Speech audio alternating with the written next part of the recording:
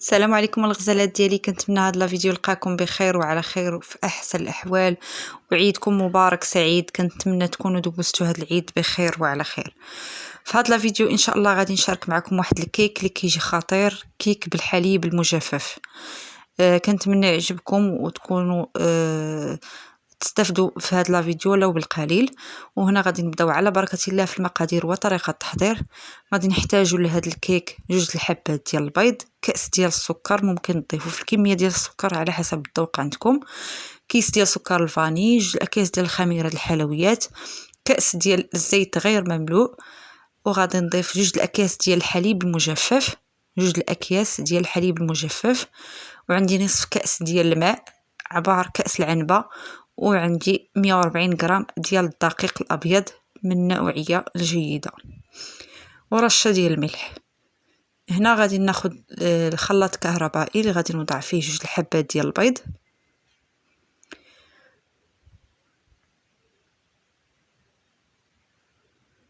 من الاحسن دائما يكون البيض بحراره المطبخ.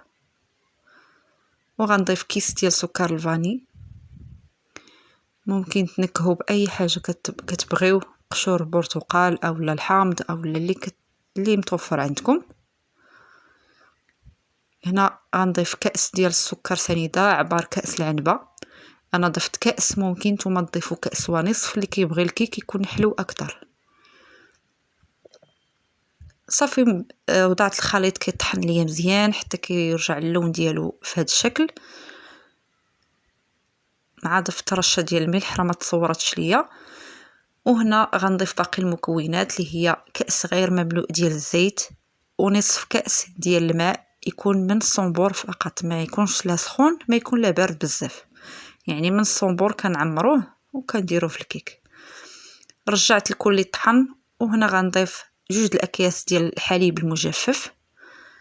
صراحه ما بقيتش عاقله على الوزن ديالهم، اللي عرفتك شحال كيوزنوا تكتبها ليا في التعاليق. وعندي هنايا الدقيق 140 غرام ديال الدقيق، و2 الاكياس ديال خميره الحلويات من فئه 8 غرام. غادي نرجع الكل يطحن. وهنايا راني وجدت المول اللي غادي نوضع فيه الكيك. هنا استعملت هذا المول العجيب اللي فيه 2 الحفر، نتوما ممكن تستعملوا الا عندكم هذاك ديال حفره واحده راه مزيان، بحال يعني اللي كتبغيو.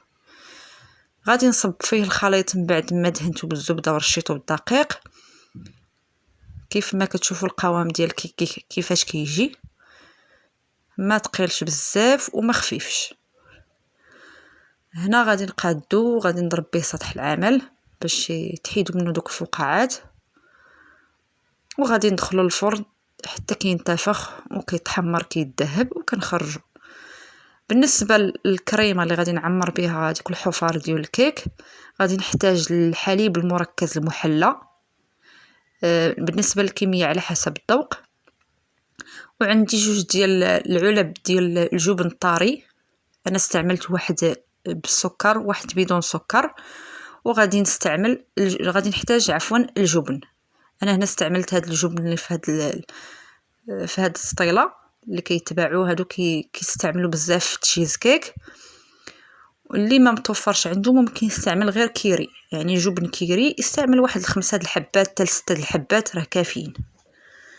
هنا خديت الخلاط الكهربائي غادي نطحن فيه الكل. هنا غادي نوضع الجبن الطري. هنا استعملت انا واحد بالسكر واحد بدون سكر، وغادي نضيف لهم الجبن او الجبن، ممكن لكم الاختيار تستعملوا اي نوع. انا استعملت هذا وضفت واحد كيريه كانت متوفره عندي وضفتها، ممكن تستعملوا واحد فيهم، يعني ماشي ضروري بجوج، اللي متوفر عندكم واللي كتبغوا الذوق ديالو ديروه.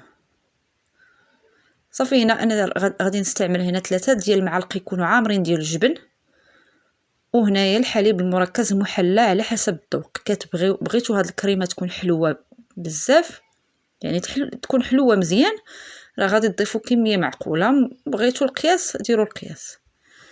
صافي هنا ضفت واحد الكميه، وغادي نشوف انا المذاق ونزيد الا بغيت.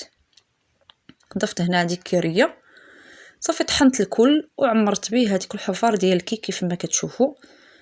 هذا الكيك راه كيوجد دغيا بلا كثرة الصعوبات بلا والو، يعني كتخلطوا كلشي في الخلاط، كتصبوه في الكيك، كطحنوا تعاودوا طحنوا الكريمه صافي هذا هو الكيك ديالي. زينته بخطوط ديال لاصوص الشوكولا، ممكن تزينوها بلاصوص ديال الكراميل اولا بالديسير اولا باللي اي حاجه متوفره عندكم، يعني اللي بغيتو غادي تزينوا بها، لكم الاختيار.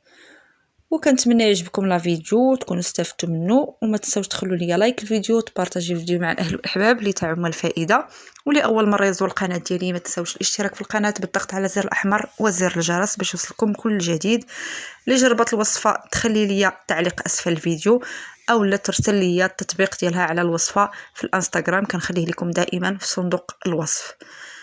هنايا غادي نخليكم في بقيه الفيديو تفرجوا. غنشارك معكم حيت هذا الكيك كنت وجدته بسرعه، ديته معايا عند الوالده في العيد، ما طلبش مني بزاف الوقت. صافي شاركت معكم بعض المقتطفات في الطريق وفاش وصلنا عند الوالده وقطعت الكيك فقط. كانت نتمنى يعجبكم الفيديو، ونتلاقاو فيديو اخر في امان الله ورعايته.